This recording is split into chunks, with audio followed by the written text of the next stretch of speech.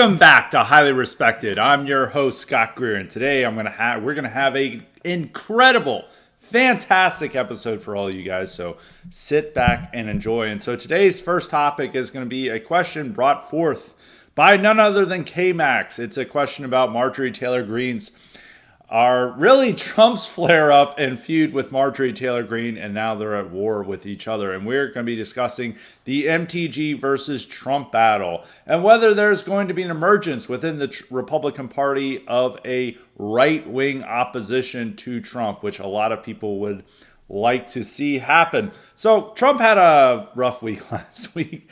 I mean, there's no way to sugarcoating it. You know, there's sometimes he says a lot of stupid things and proposes dumb things. The Laura Ingraham interview went bad with his questions and answers about H-1Bs and the Chinese foreign visas. He's proposing the 50-year mortgage. The good news about that is that Congress would have to approve that, and Congress is not going to approve it. So it's just a dumb idea. I mean, we're right to criticize this stuff, but you see all these build up. And of course, Epstein stuff emerged again. And as I've been telling you guys with the rights, and this is not just the online right. This is a lot of the base. This is a lot of the hardcore MAGA types. You know, that we saw this with QAnon, of their commitment to critical pedo theory, which, like the left with critical race theory, which imagines that America is defined by the systemic racism and inherent discrimination towards non-whites. Though a lot of the right believes that our society is determined by systemic pedophilia, and we are defined by that. And you know, Epstein comes to the center of that, and now people are thinking that Trump might be a part of the cabal himself. And I think out of all the things that Trump has done or not done, and that has caused concern or criticism from his base, the stuff about Epstein hits the most because of the right's commitment and adherence to critical pedo theory. And he was cultivating that himself with, you know, he thought QAnon was cool because he's like, why not? They think I'm targeting satanic pedophiles. Isn't that supposed to be a good thing that I'm thinking about? And then he, you know, and a lot of his admin were like, we're going to release the Epstein files. We're going to release them. And now they're having to deal with this shit show. So all of that has been building up. And some lawmakers have been turning on Trump. I mean, primarily Thomas Massie, but Massie's already, you know, fully anti-Trump. Trump's backing a primary challenge against him. He had already made his bones in that he's going to be anti-Trump. He determined that. Marjorie Taylor Greene went from a Trump loyalist to a Trump hater, and most of this is not driven by, oh, she's waking up. It's the fact that she wanted to run for statewide office in Georgia, either for governor or senator. I think it was primarily senator. But Trump world told her, we're not going to back you. Please don't run, because they thought she would lose.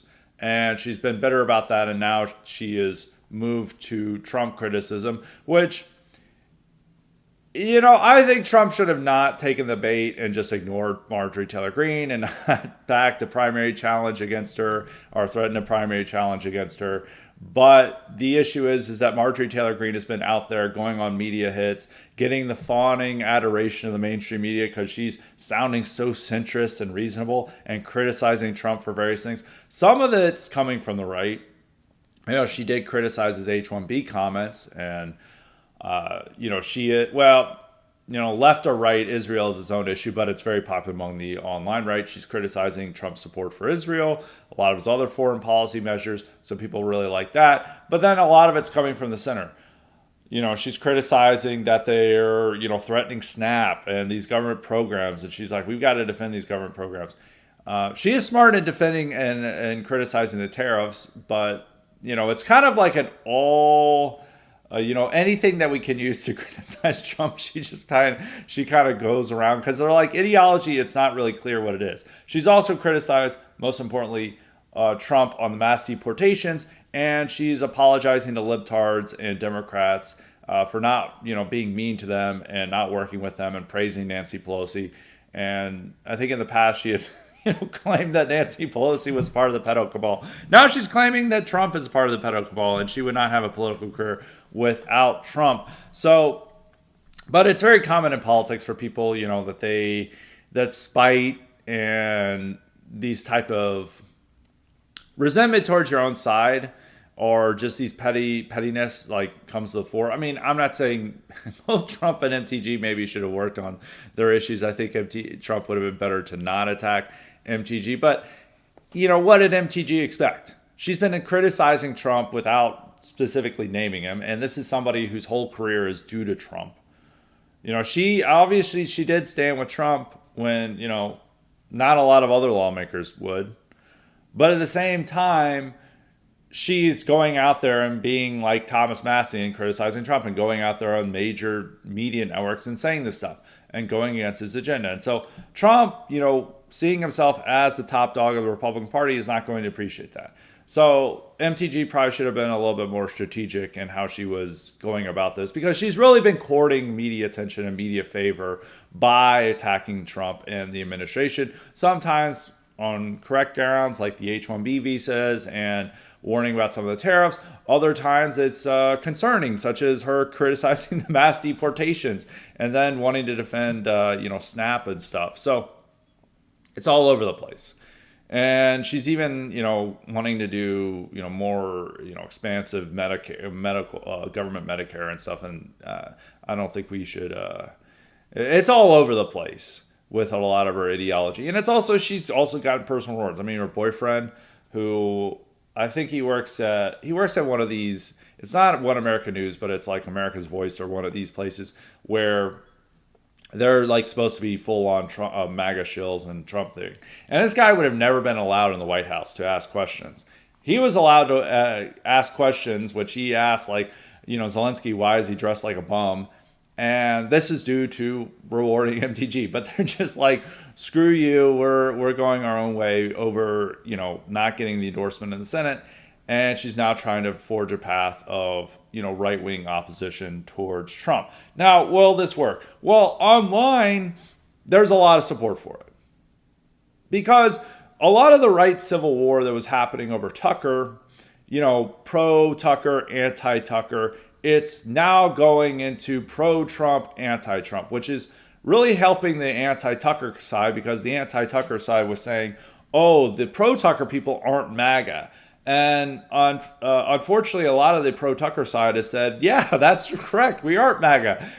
And now they're going anti-Trump, which which has a lot of popularity online, but it's not translating well to for the base. Now, I do say this, like, the base does have concerns about, are really the people who are consuming like Rumble sphere content. As to go back, I have like 3 tiers of media consumption among American conservatives. There's one that's like the totally offline media, or that's for complete normies. That's talk radio, Fox News, Wall Street Journal, New York Post.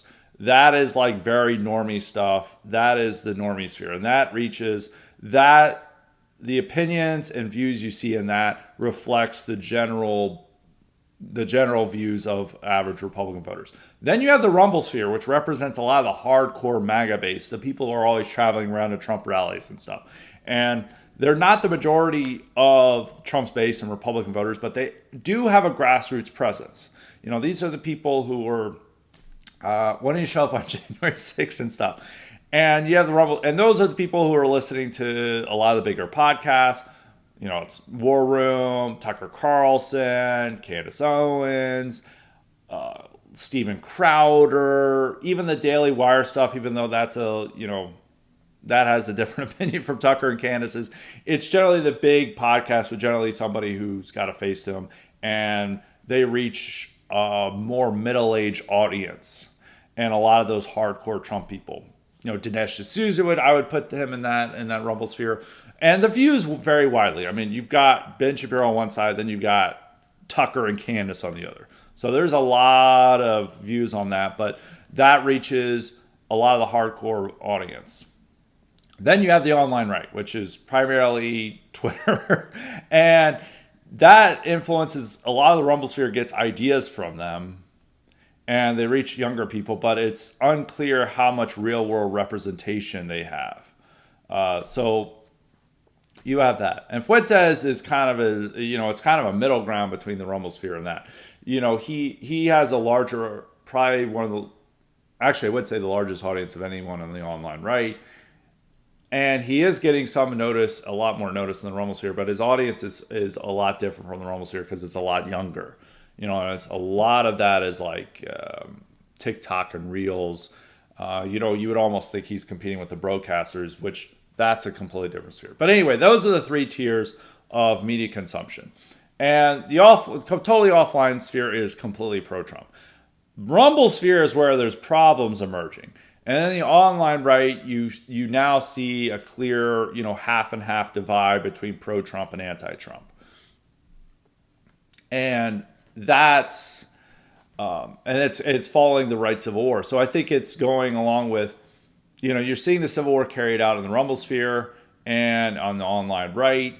And now you're seeing, even though the Rumble sphere, they know where their bread is buttered, so they are still mostly pro-Trump, but there is more voices criticizing Trump. And then the online right is divided. And so it's now gone from pro-Tucker, anti-Tucker to pro-Trump, anti-Trump, which is helping the anti-Tucker side, which was saying, these guys aren't MAGA, they hate the president, they're anti-president. And then you have to say, no, we're Trump supporters, but some people decided that to agree with them and look for a right-wing opposition towards Trump. Now, I think, last week and this weekend, people were all like, I'm done with Trump and this stuff. I've seen this happen a lot. A lot of these people in a month are going to be pretending they didn't say these things. It's very common on X for people to do that. But, they're starting to emerge more. And it's also going to be tougher when, Trump is gone. I think there is a cult of personality Trump around the charisma that people can't resist it. Even when they criticize him, they change their mind in a month or two. Some people are stuck to this, but there's a lot of people who move back and forth between pro-Trump and anti-Trump.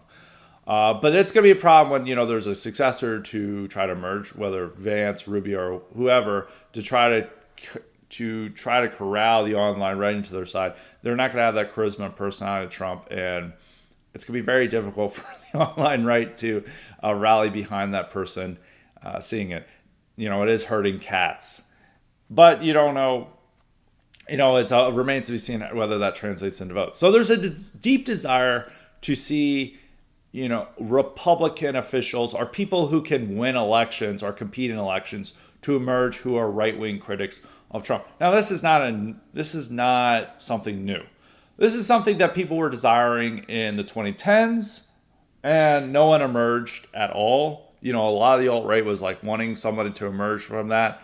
I guess they got Paul Nehlen, and he never came close to winning an election, but they didn't really have anyone. And anyone who challenged Trump was challenging from the left in the 2020 primary. So that never emerged. There was no real serious figure challenging Trump, even in like conservative commentary. There was, it's just Trump, even though people were desperate for, or at least some people were desperate for it. So there's that. Then in preparation for the 2024 primary, Ron DeSantis emerged as the right-wing challenger to Trump. And that didn't work out well. DeSantis had nowhere near the charisma or personality of Trump. He, on a lot of things, he was to the left of Trump, and he tried to get it to the right. And, it had it didn't really have the correct vibe. And it, never worked. It did not work. It failed tremendously. And it was also backed by the establishment conservatives, so it wasn't quite the right-wing opposition to Trump that it was made out to be. But people still persist in this, and now that the online right sphere is much more important, much more, has a bigger voice, and the division over Trump is much more intense than it's ever been, that you're seeing renewed calls for it. But the only two people to really emerge, you could have Tucker emerge as the critic, but Tucker, I think, knows that he needs to still be pro-Trump to a degree.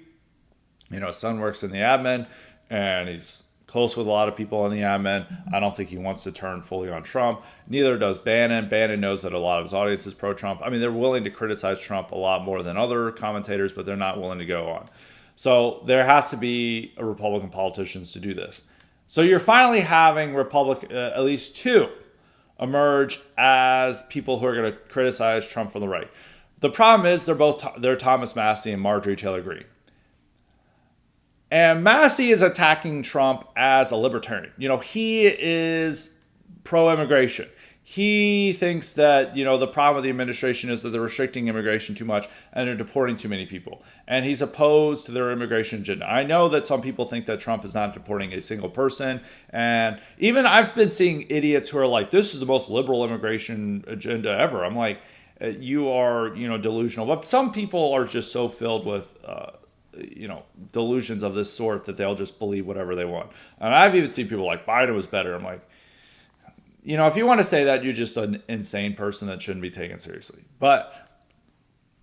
And you can look at Massey and MTG. A lot of the criticism are about mass deportation. So Massey is running as a libertarian. Yeah, a lot of our side likes what he says about Israel and foreign policy, but he's not our guy. He doesn't have the right charisma and vibe. He clearly is like kind of a jilted nerd. He, makes some interesting points, but there's a kind of like revenge in the nerds aspect with Massey. And I know most people know that he's not like the leader. He's not going to be the great leader that you expect. And generally if his campaign agenda would be significantly to the left of Trump on immigration and a lot of the other issues we care about. So he's not that guy. He's a Trump critic from a libertarian perspective, which they had in the 2010s with Justin Amash. Now, Massey does a lot better job of trying to appeal to right-wing media consumers than Amash did. Amash went full on and trying to appeal to libtards. Massey's taken a different tack, but they essentially have a lot of the same politics. Marjorie Taylor Greene you would think she would be to the right, but she's changing all her opinions on a lot of things. Sometimes it sounds like it's from the left.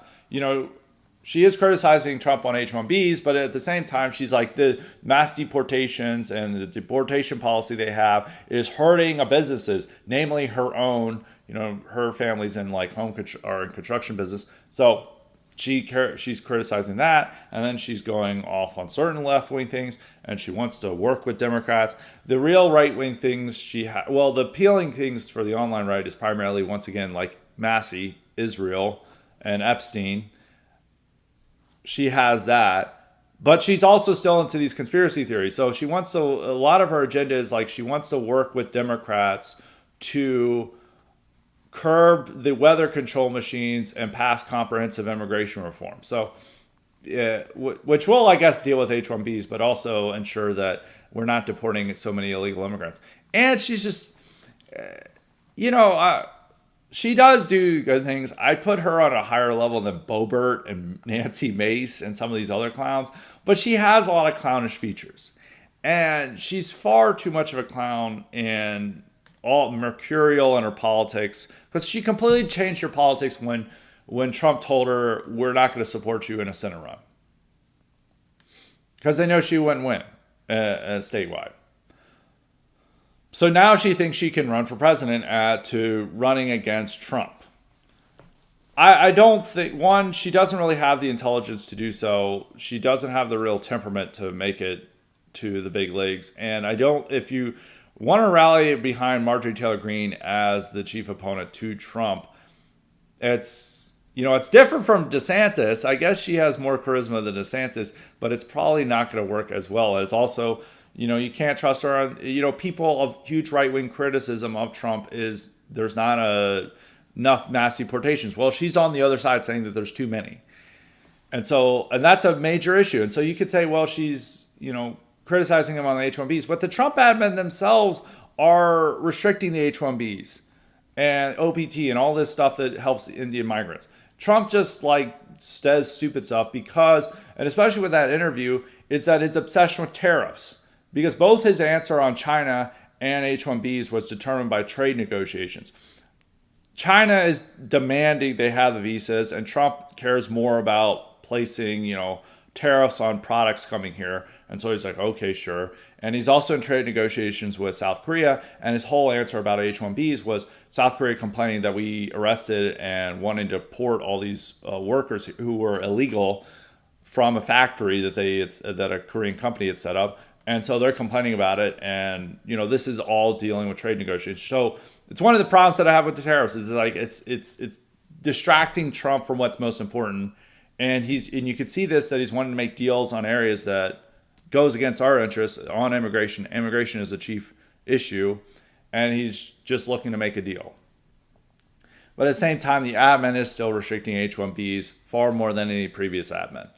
So MTG is trying to go to the right on that, but she's not going to go fully to the right.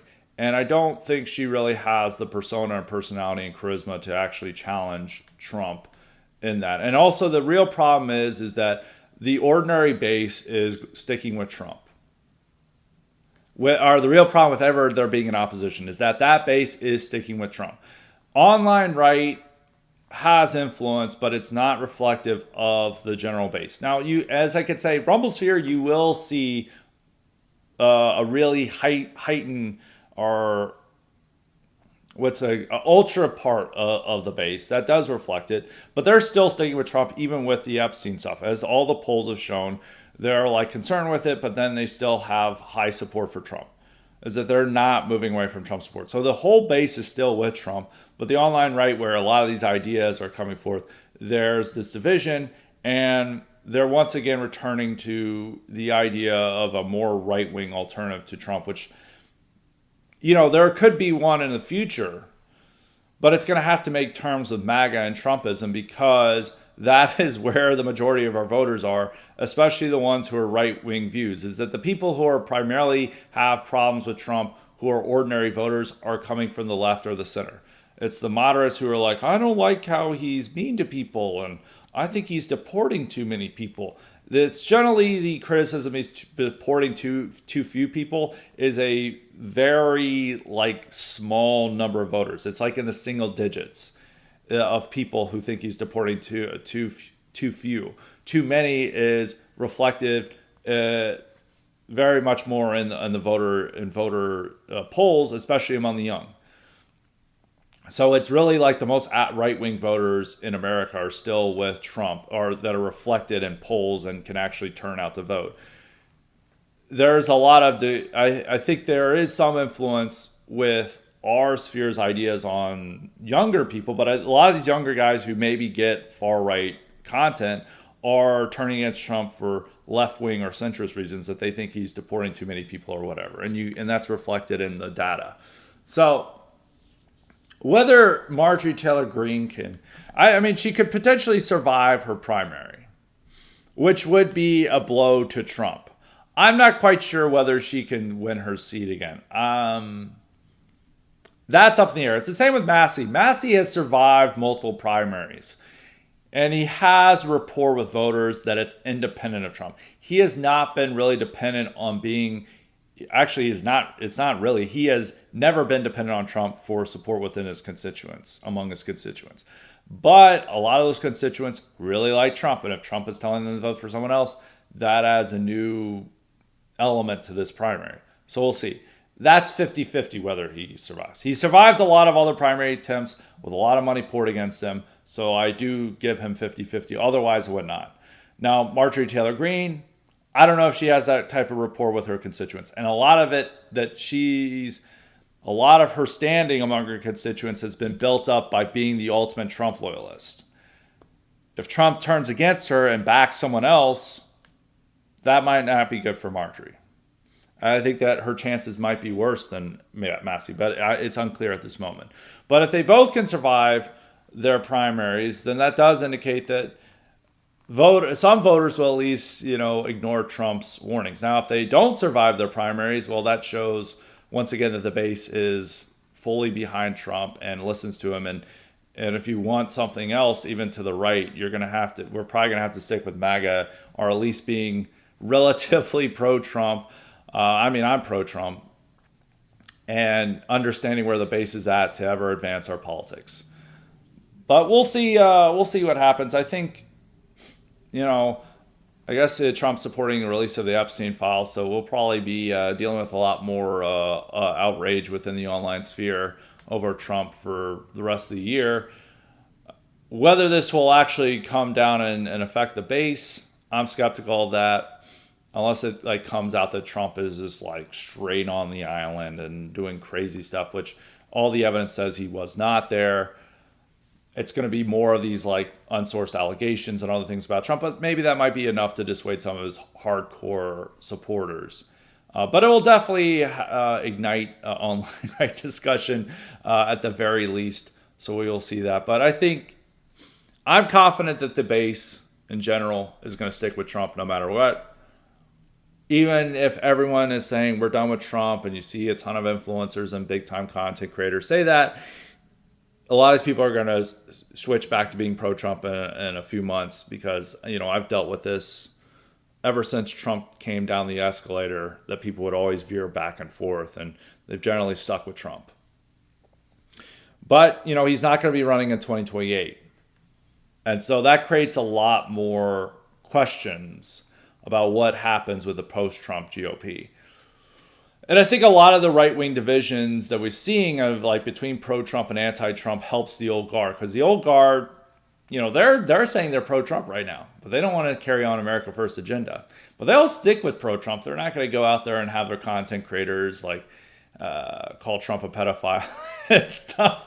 And they're going to be saying we're really pro-MAGA because they know how to play politics. And a lot of these divisions that they keep emerging and keep embroiling our side, that's going to help the old guard establishment reassert control over the GOP and the conservative movement, which is not in our interest. As something that I've been arguing in both my podcasts and articles since the Civil War broke out. But we will see what happens in the future. So that is it on my discussion on MTG versus Trump. So we've got a lot of other great questions today. I'll just get K-Max's second question because it's short. He's saying in economic questions at 38 trillion and still counting, it appears more taxes are needed or reduced spending and wars. Do we get out of this or just run into Greece situation? We're not going to run into Greece situation because we're America. We're the world superpower and no one's going to collect our debts. But we're going to have a lot of problems in the future. But that is a topic for another day. We do need to figure out how to keep the debt. But the thing is, we're going to have to do an entitlement reform at some point. But I have an article coming out tomorrow about why we're never going to get entitlement reform, or at least not in the foreseeable future, due to boomer populism. So that is my answer to that. Nitro's got a question. How do you think Trump's really good statement on the Tucker Fuentes interview will impact the ongoing intra-Republican furor? I mispronounced, of course. I always fall on that word, or Republican outrage. At least from your TV debate, really excellent appearance, by the way. It seemed like some in the anti-Tucker camp were trying to tie themselves to Trump in opposition to Tucker. Well, as I was saying in this, there helped if the pro-Trump, anti-Trump. I think it'll tamp down some of this thing as Trump makes a statement like he can interview whoever he wants. I think a lot of the online right sphere is going to, I was already seeing this last night, is that people are calming down about their overt anti-Trumpism and trying to settle down and moderate and mild out. And I think it does show Trump's really good instincts, is that Trump knows much better than his critics and anyone else in the Republican Party how to appeal to his base and what works with them. He knows the exact right statement. He knows never to apologize, never to condemn, or he tries never to condemn. And it also shows a sign that he does not want to disavow Tucker, because all these people are demanding Vance and Trump himself disavow Tucker and to make all these explicit condemnations of Fuentes, but they know that that's going to not go down well with the online right, and even a lot of the part of that ultra MAGA base that's that's a part of the Rumble sphere. So I thought it was a very good statement, because that is the main argument for it. It's look, Fuentes is a newsmaker. He's in the news. He's getting all this coverage in mainstream media. Tucker is a podcaster. He wants to make interesting content. This guy's a newsmaker. He comes in and interviews him. It's like saying you shouldn't interview him. You can't dare. It's okay, then why is the New York Times, Washington Post, and all these people profiling Fuentes? He can interview whoever he wants. Maybe you can argue that he should have conducted the interview differently, but I think it's a dumb reason to cancel a journalist, a podcaster, whose job is to interview people, particularly controversial people, and say he can't interview this one controversial person. And I think Trump had the right statement on that. Let's see who else we've got a lot. Well, we'll talk about my Shabbos cast and mom debate because we had like three different questions about this. New England refugee asked about it. Luke asked, "Are you going to go to accept Shabbos's invitation and go to Shabbat dinner?" No, I'm not in LA. He also invited me to Israel as well, and I'm not going to accept that. He also asked about the Al Arabiya interview, and Sharecrop also asked about it. It's like, how hard was it not to laugh when Shabbos kept saying it's ridiculous to want to lock up all the non-whites? And so, yeah, there was just a lot of funny things in there. The funniest was him inviting me to Shabbat in Israel, but I thought it went well. I thought it was a good debate. He was trying very hard to be friendly and, my normal middle class Anglo-Protestant upbringing. If someone's being friendly to me, it's very hard for me to be an asshole to them. But if they're an asshole to me, I'm an asshole to them. So I kept it civil and I kept it civil and respectful. So I didn't really go off on him. I mean, the problem with Shabbos is he was a Bernie Sanders supporter, and he only became, he's a liberal for most of 2024. He only moved to the right due to Trump. But it also shows like some of the politics of the other side, the anti-Tucker side, the neocons, the people who want us to unquestionably support Israel. As this guy, he was a liberal, at least 2 years ago, before October 7th. He was a full-on liberal. Then he moved to the right because he realized, or he thinks that the right is more supportive of Israel. Well, the Republican Party is now. And he was all on board about like how he supports everything the Trump agenda is doing and praising Trump and all this. And so, it might not be a good reflection of his views, but it's smart politics. While our side, will just like act like Trump ran over our dog and act like he's the greatest enemy on planet Earth, and then think that, MTG is our great savior, which, if MTG is our savior, I think I might try to leave politics. It was like if I had to choose the insane clown party of NPG. But no, it was a good interview. I liked it. They said that they would have me back on, so it's good to go on Al Arabiya. I've been on a lot of funny TV channels. I've been on Russia Today. I've been on the German equivalent of Fox News and all this stuff. So now I'm moving on to Al Arabiya. I guess we got Al Jazeera next and some other things. But as long as they have me on, and it seemed a lot of people watched it and enjoyed it, so it was a good appearance. So I enjoyed it. So let's see. We got a question from Dollar Bill last week. I missed one of his questions. It was also about Tucker, and we've got a lot of Tucker-related content today. And he said, as you have noted, Tucker Carlson show has taken an increasingly occultic turn and is bringing on guests to talk about UFOs and demons. Do you think Tucker could bring back on Black British rapper Sneakbo? What? If you're talking about is it Sneakbo or Sneeko? Sneeko is not a British black rapper. I don't know what So he talks about being chased by rival black youths, and he fled into McDonald's and used Nigerian black magic to turn into a cat escape.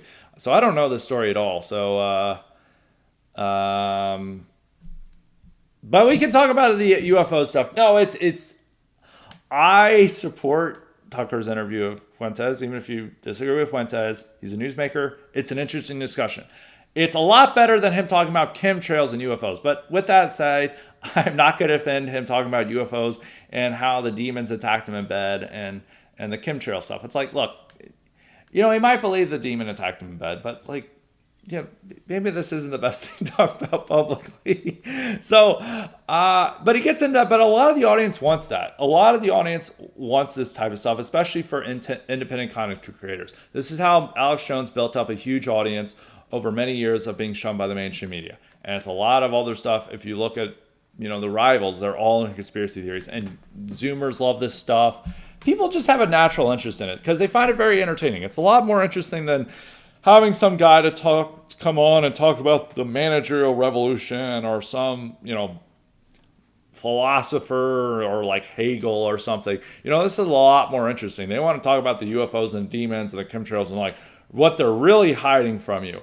And Alex Jones pioneered that, and a lot of other people are following in his steps. Now, I think this is rather silly for us to, because Tucker is not just a mere podcaster or entertainer. He is also, a political leader. He sets a tone for a lot of what the right talks about and wants to, make policy around.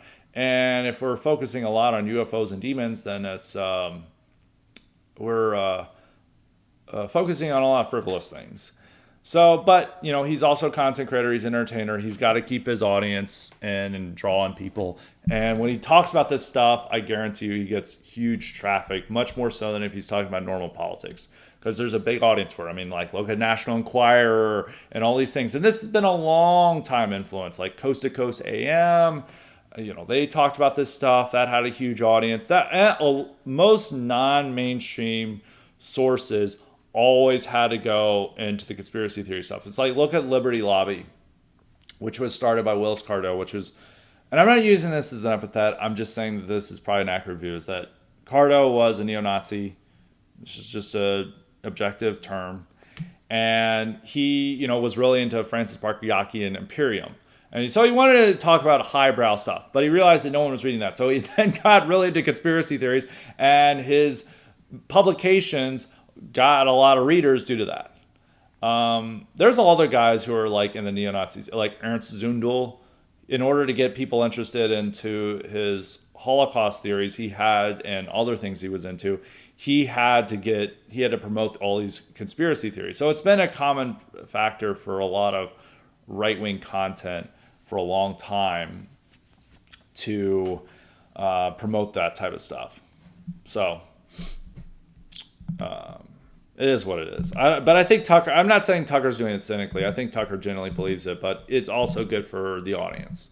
That's what a lot of the non-mainstream media audience wants.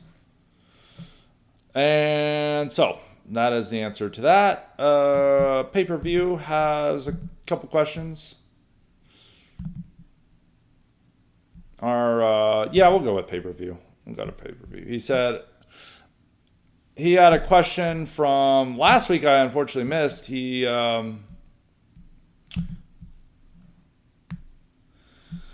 said, you have said that the only way of restricting sports betting is an athlete getting harmed from a deranged fan or rigging games. However, I think we can no longer say that would happen for rigging games. As of Sunday night, the Fed government has investigations going on in 3 different sports leagues, NBA, MLB, UFC, for players fixing results, and the public is still betting. I feel like unless it happens in the NFL, most gambled on sport, nothing will change. It'll keep growing. Your thoughts? Actually, you are making a good point. I think over time, if they realize things are rigged, they will, but people are already addicted. And the sports leagues, even despite the rigging, know that they are dependent on sports betting revenue to happen. So it's really that one of these players has to be, that there's violence done to them. Like if there's a prominent assassination or a near assassination of a major athlete, like say, well, we won't name any names, but you can say any, like a star quarterback who's going to the Super Bowl and something happens to him. That would absolutely create the public outcry. But I think these are just not reaching it. Now, I do think you have a point. If it's NFL and one of the star players doing it, which I don't know why the hell they would do that. These guys are making like $10 million a year. Or even the lesser players are making way more money than they can do, legitimately than they can make from gambling. But I guess, they have a lot of debts, they overspend, and so they'll try to find any way to make money. So it's most likely something bad has to happen to a major athlete. It is coming.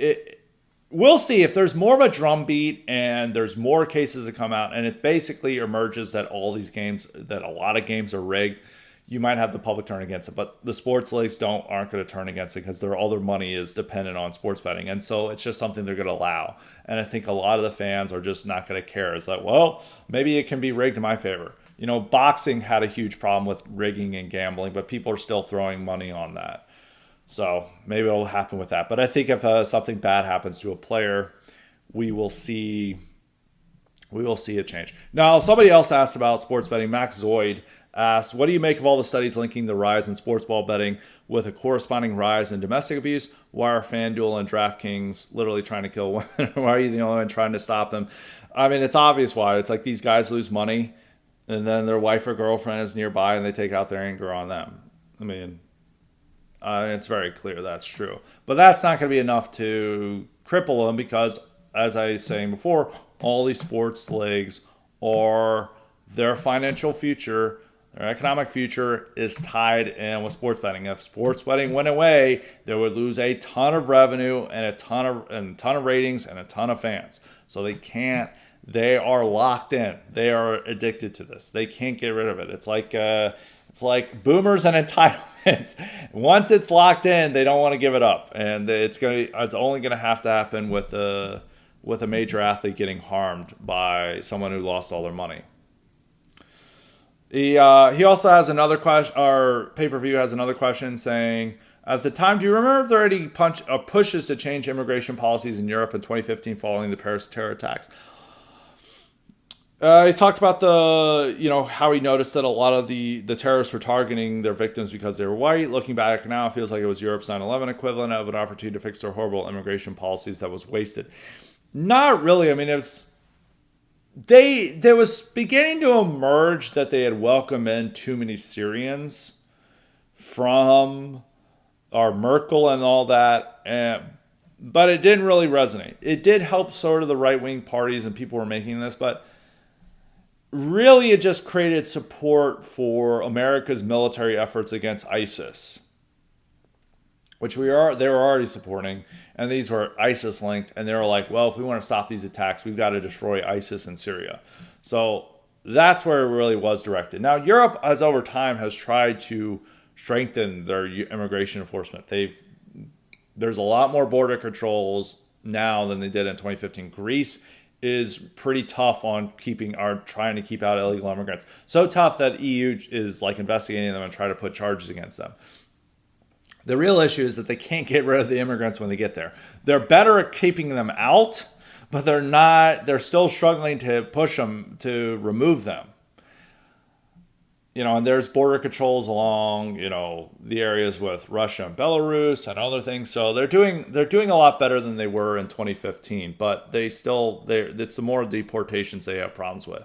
But there wasn't much of a backlash towards immigration as you would think.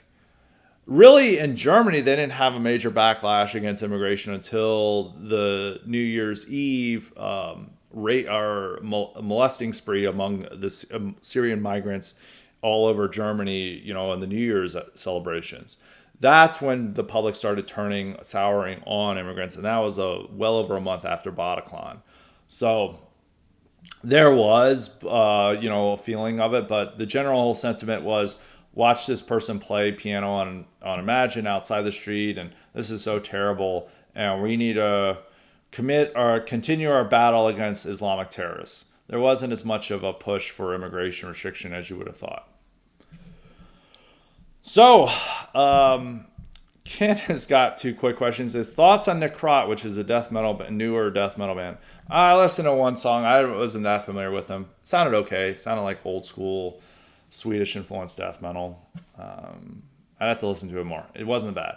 He asked the second question that I have to say is not a good question, but I'm going to answer it. He said, did Trump, I don't even want to say it, did Trump commit oral sex on Bill Clinton? No, that's just like bullshit. I don't believe that for a second. This is like the P tape and stuff from the Russiagate stuff. No, obviously it's not believable. And it's like this, man, a lot of these right-wingers, if like Russiagate happened today, you guys would buy every single libtard theory with some people. So no, he did not. I'm fully committed to that, nor do I want to think about that. So let's not try to ask questions repeating libtard lies. So let's see. Gillis Enjoyers got questions. He says, what are your thoughts on how the redistricting battle has gone so far? It would seem to me that Texas and California basically cancel each other out, and the GOP left a seat on the table in Ohio, but gained one in North Carolina. So it sounds like basically until SCOTUS's rules on the Voting Rights Act, there basically is only a 1 to 2 seat gain for the GOP from the 2024 map. It's unclear. One, I think the elections are showing that a lot of the Texas redistricting isn't as favorable as we thought. We were banking on this Hispanic vote going fully pro-Trump and being secure for us. And as we saw in the last elections, is they're veering back to the Democrats. So it's not as guaranteed with the Texas redistricting. While the California redistricting, those are going to be 5 Democratic seats. Also, New York is redistricting. And I think a lot of those more competitive seats we're going to lose in some of these blue states that we did well in 2024. So, and some of these Republican states are shying away from doing redistricting in the way that Texas was doing. So, there's still if the Supreme Court rules on the Voting Rights Act in our favor, and then they open up more Republican districts, we could potentially win the House. But if that doesn't happen, we're probably going to lose the House. I mean, that's expected. Generally the party in power loses the midterms, and the House loses the House in the midterms. It always happens in American political history. It's very rare for them to not lose the House. I mean, the only one chance is in 2002, riding high from 9/11, that the Republicans did. I forget if they regained the House but they kept the House. The House was with them. That's the only time. Generally, it doesn't happen. They generally lose the House. So it's expected for us to lose the House. I thought that with the low approval ratings of Democrats and other things that are happening, it didn't look that good. But with the elections going really bad for Republicans, of all these people who were supposed to have competitive races and them losing by double digits, it's not guaranteed. Maybe it could happen.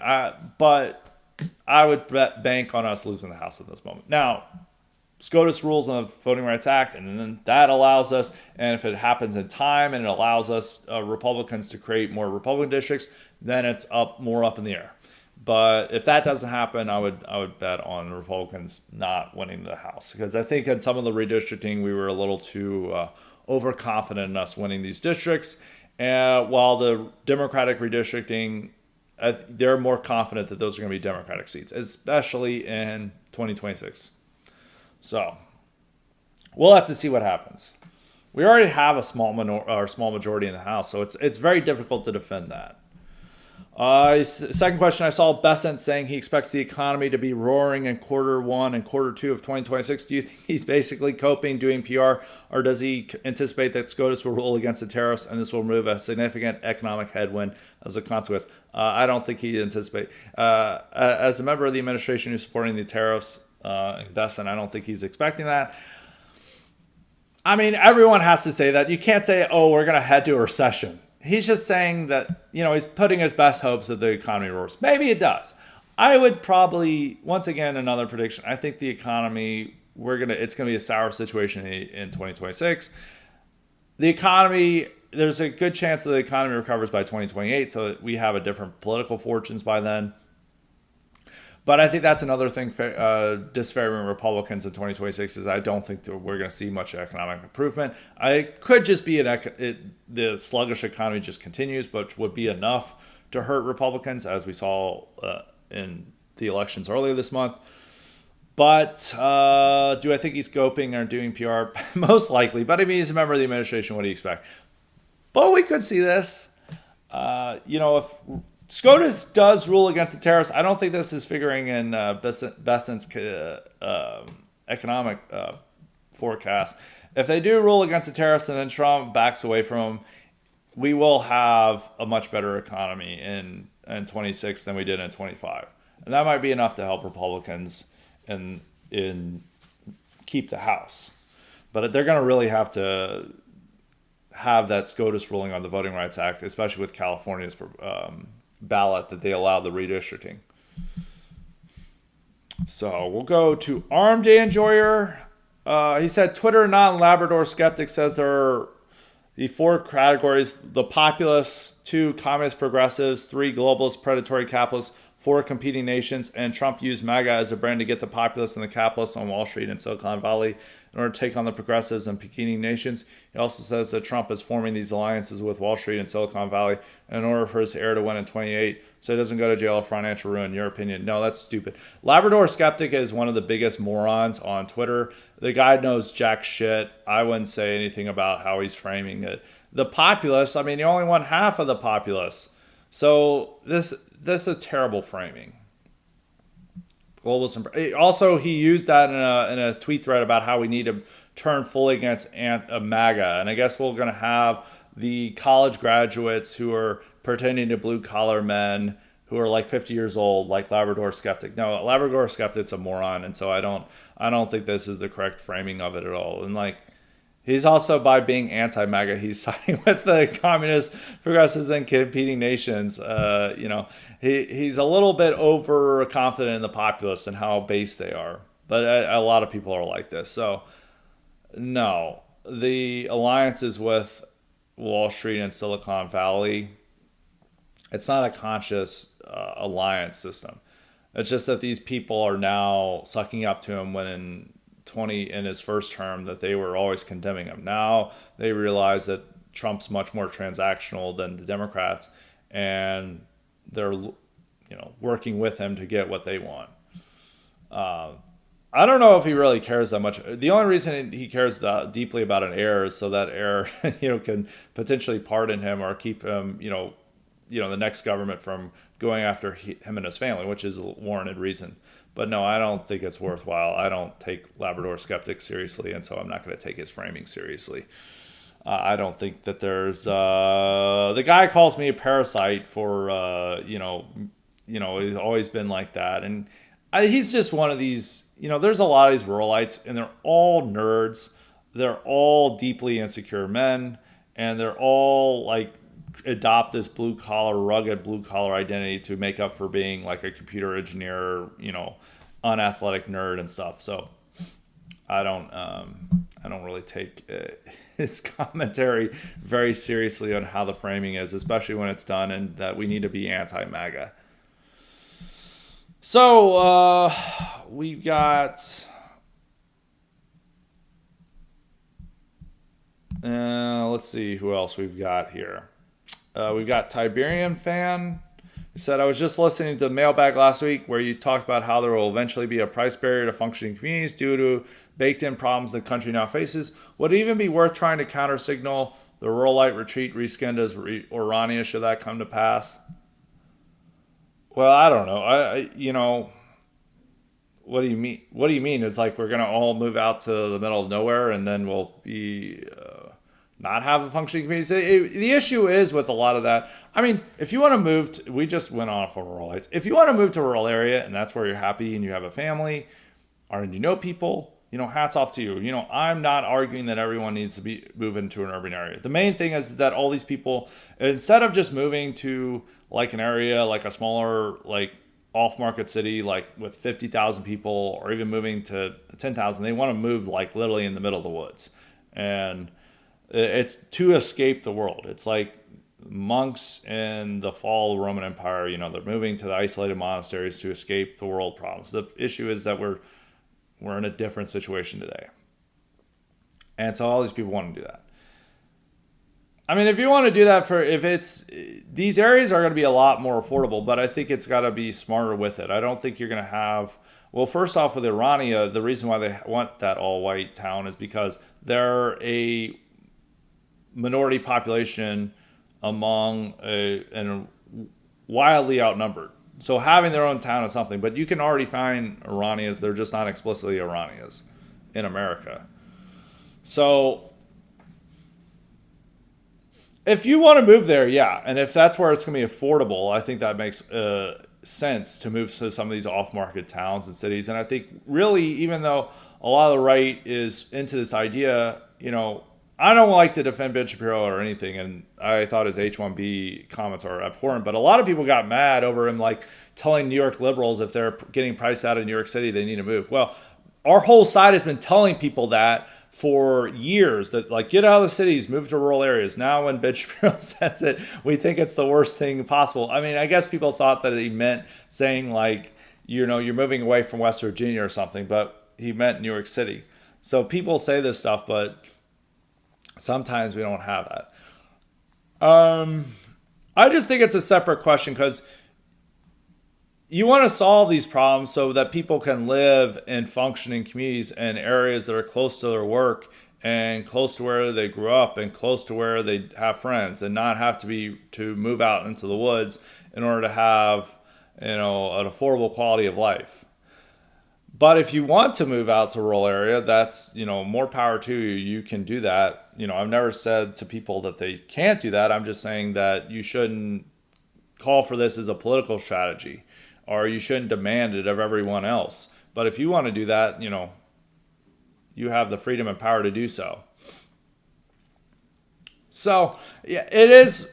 Now, the more important thing is that I'm always counter signaling escapism. And I think if you have the rest of the country go to shit and then you expect to escape it by moving into the woods, it's not going to work. We have to face these problems head on and can't escape them. And, so, moving to a rural area isn't quite escapism if you're still caring about these issues and you still care about the national. But there's a lot of people who just want to escape. A lot of people just escape into fantasy. They think that there's going to be a collapse to happen next year, and then they're going to take total power, and then they're going to restore the Habsburg monarchy in the United States. People love to escape to fantasy. And with my thing is that I'm opposed to fantasy and escapism, and a lot of the ruralite retreatism is motivated by that escapism, is that we have to face these issues head on, and there's really no escape from them. And so the best way to do that is to confront them, not to flee from them. Is that a big problem with America is that we've been fleeing from problems for a long time, from white flight, and ruralite retreat is just a base way of signaling ruralite or white flight, but instead of moving to better communities, we're moving to maybe not the best communities imaginable. So, but if you want to move there, you can move there.